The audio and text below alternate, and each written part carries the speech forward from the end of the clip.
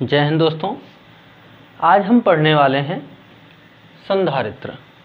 यानी कि पिछली वीडियो में जैसा कि हमने देखा था कि हमने एक गोले को लिया था और उस गोले की त्रिज्या मानी थी और त्रिज्या के आधार पर मैंने बताया था कि किसी भी विलगित गोले की जो धारिता होती है वो 4πε0 × r होती है। लेकिन आज हम संधारित्र पर कुछ और विशेष चर्चा करेंगे और उसमें ये जानेंगे कि किसी भी संधारित्र को हम किस प्रकार बना सकते हैं तथा बनाने के लिए हम उसमें कौन कौन से ऐसे और उपाय लगा सकते हैं जिससे किसी भी संधारित्र की धारिता को बढ़ाया जा सके। शॉर्टकट में अगर हम संधारित्र की परिभाषा दें तो कह सकते हैं कि संधारित्र एक ऐसा समायोजन होता है संधारित्र एक ऐसा समायोजन होता है कि जिसके आकार में बिना कोई परिवर्तन किए उस पर आवश्यक आवेश की मात्रा को संचित किया जा सकता है। यानी कि हम अगर कोई एक धातु की प्लेट लेते हैं और इस प्लेट को हम विद्युत के माध्यम से धन आवेश देते हैं तो यह प्लेट एक संधारित्र की भांति व्यवहार करेगा। लेकिन हमने आपको जैसा कि पिछली वीडियो में बताया था कि जब हम किसी प्लेट को आवेश देते हैं तो आवेश देने से उस प्लेट का धीरे धीरे विभव जो होता है वो बढ़ता जाता है और एक समय ऐसा आता है कि उसका विभव उच्च हो जाता है, जिसके बाद उस चालक को और भी आवेश देना मुश्किल हो जाता है। इस प्रकार अगर हम कुछ ऐसा करें कि उस प्लेट का विभव घट जाए तो उसे हम और भी अधिक मात्रा में आवेश को दे सकते हैं, जिसके लिए आपको मैं संधारित्र का सिद्धांत बताऊंगा। लेकिन उससे पहले यदि आप चैनल पे नए हैं तो चैनल को सब्सक्राइब कर लें और बेल आइकन को दबा दें ताकि आपको हर नई वीडियो मिलती रहे।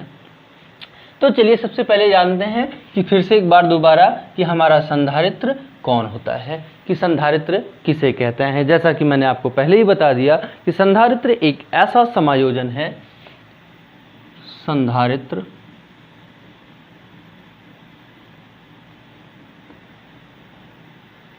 एक ऐसा समायोजन है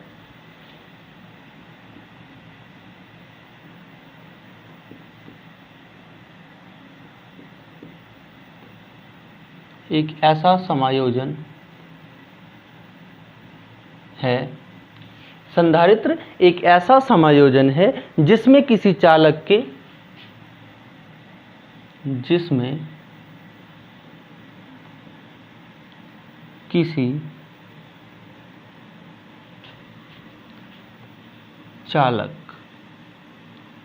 के आकार में बिना परिवर्तन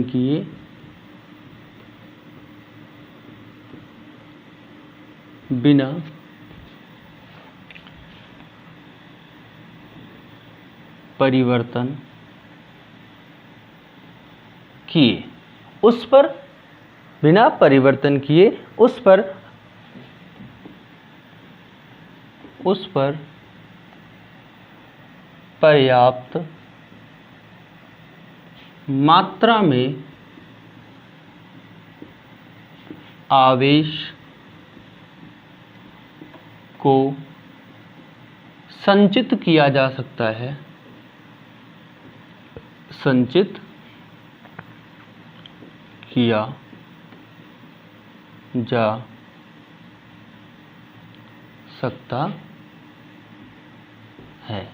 ठीक है ना।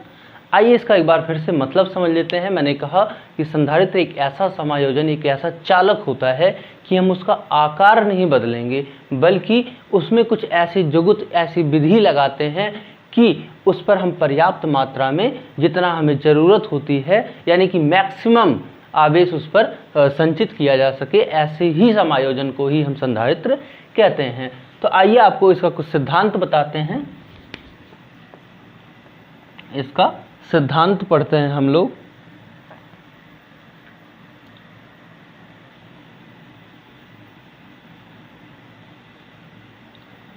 संधारित्र का सिद्धांत जो सबसे ज़्यादा इम्पोर्टेंट होने वाला है।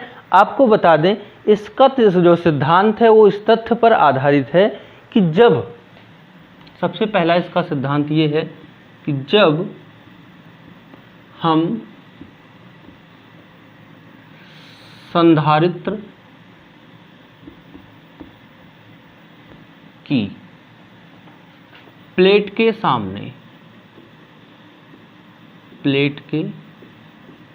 सामने दूसरी प्लेट रखते हैं तो संधारित्र का विभव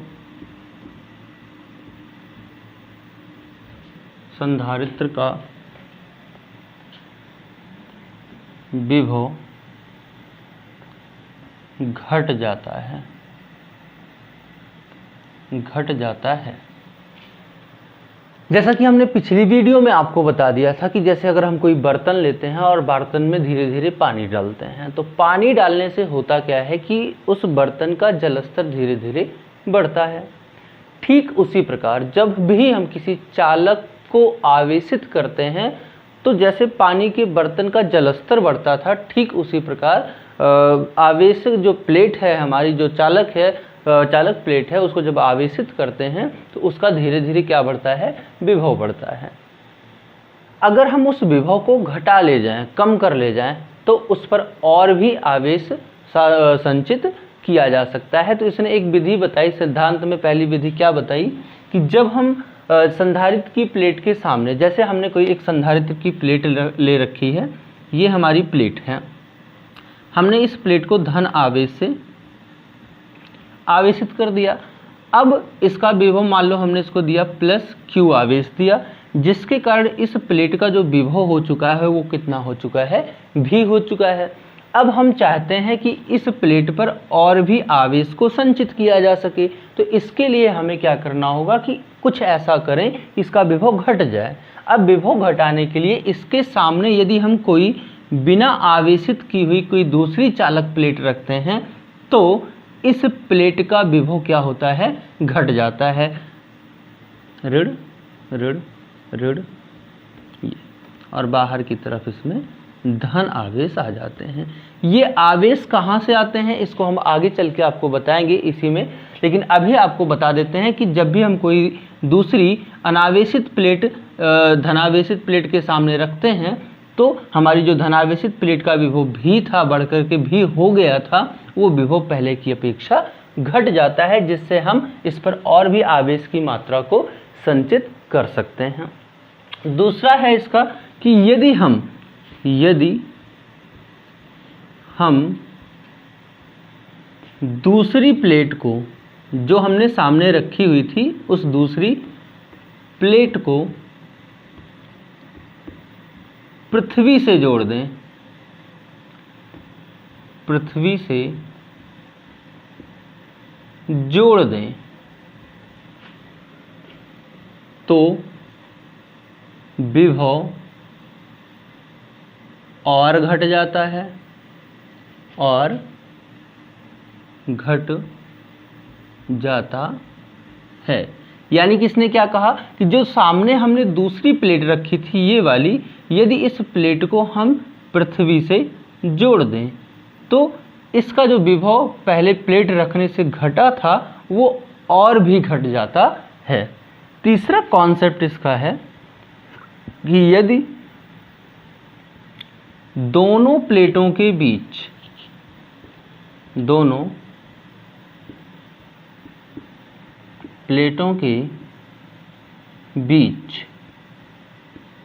कोई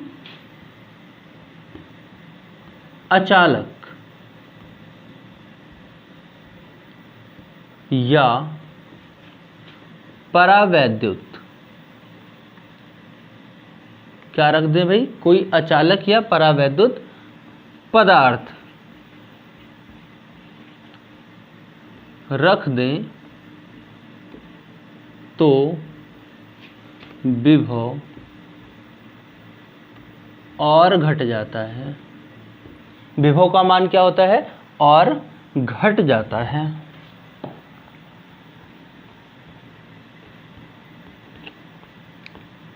इसको हम थोड़ा सा बेसिक कॉन्सेप्ट से समझते हैं। जैसे मैं बोलूं कि हमारे पास कोई एक बर्तन था, ये बर्तन था, इस बर्तन में हमने पानी भरा 50 लीटर मैंने पानी भर दिया, जिससे इसका जलस्तर पूरा ऊपर तक भर गया, एकदम फुल हो गया ये बर्तन।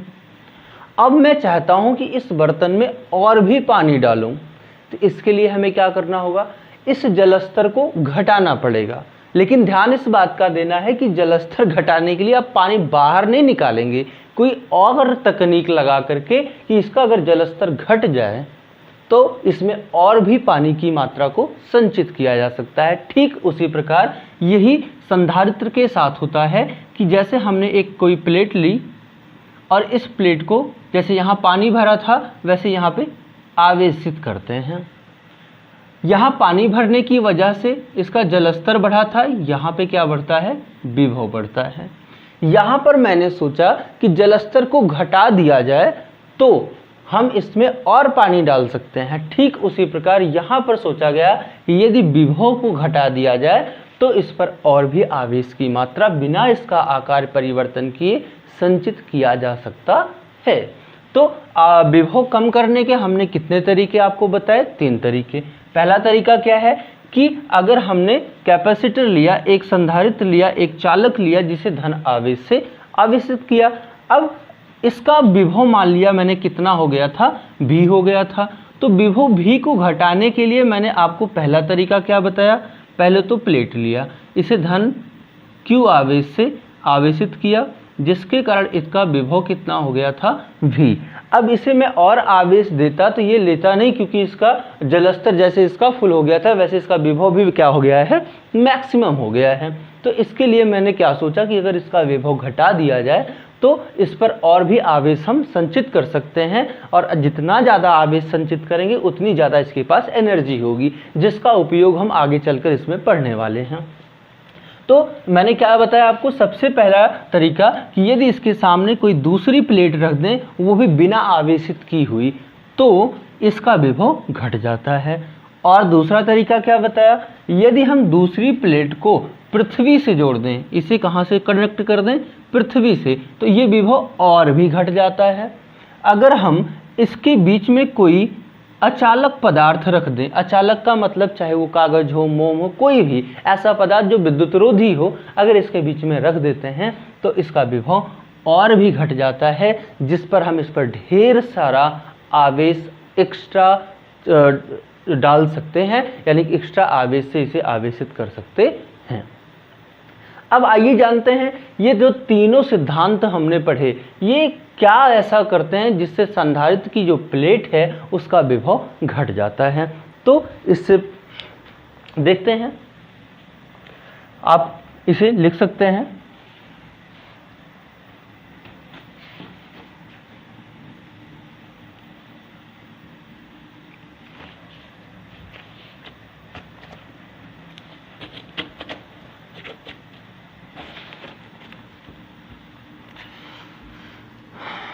चलिए समझते हैं कि जो हमने सबसे पहला तरीका आपको बताया था, बोला कि अगर किसी आवेशित प्लेट के सामने दूसरी बिना आवेशित की हुई प्लेट रख देते हैं तो आवेशित की हुई प्लेट का विभव घट जाता है। ऐसा होता क्यों है, आइए जानते हैं।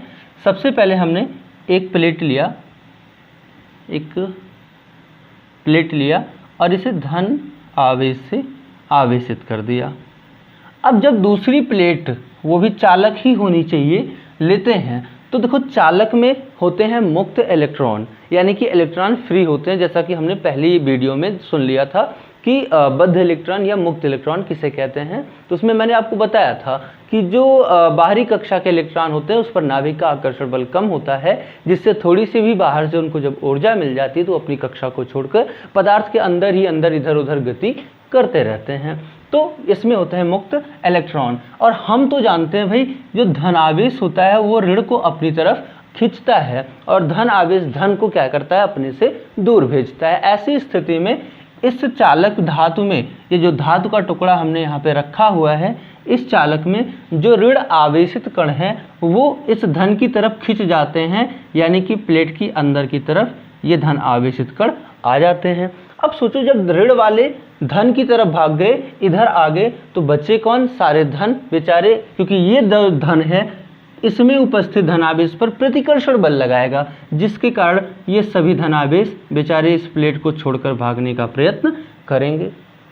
अब जैसे एक बॉयज और गर्ल्स, ये गर्ल्स जो होती है, बॉयज़ की क्या होती है? कमजोरी होती है, यानी कि ये लड़कों को कमज़ोर बना देती हैं। ठीक उसी प्रकार ये जो धनावेशित कण होते हैं, इनको ये ऋणावेशित कण क्या कर देते हैं? कमज़ोर कर देते हैं। इन धन आवेशित कणों की जो पावर होती है, उस पावर को घटा देते हैं।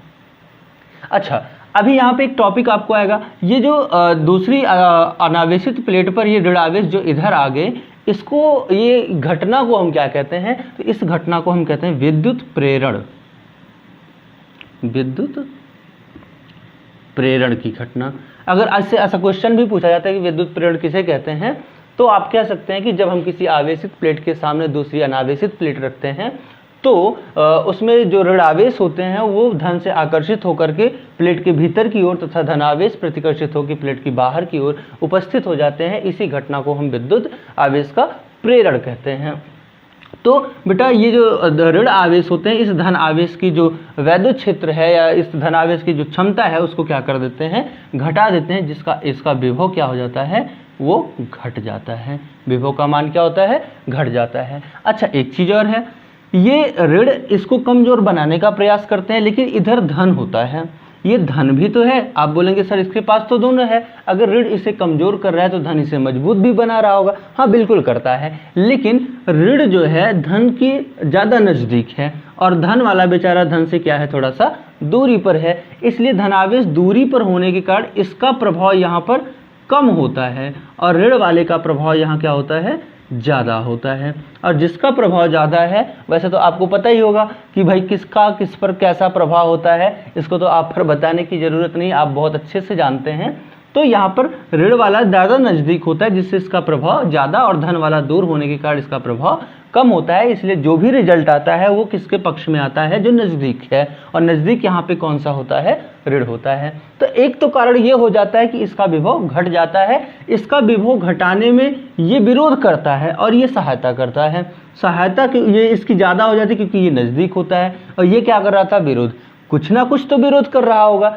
अब इसलिए जो दूसरा कॉन्सेप्ट हमने पढ़ा था कि यदि इसे पृथ्वी से जोड़ दिया जाए, तो पृथ्वी से जो आने वाले इलेक्ट्रॉन होते हैं, वो इलेक्ट्रॉनों पर ऋण आवेश होता है। ये ऋण आवेश आते हैं, इन धन के पास जो भी पावर होती है एकदम से क्या कर देते हैं? उन्हें नष्ट कर देते हैं। इसे आप पहले भी पढ़े होंगे कि धन आवेश ऋण आवेश को क्या कर देता है?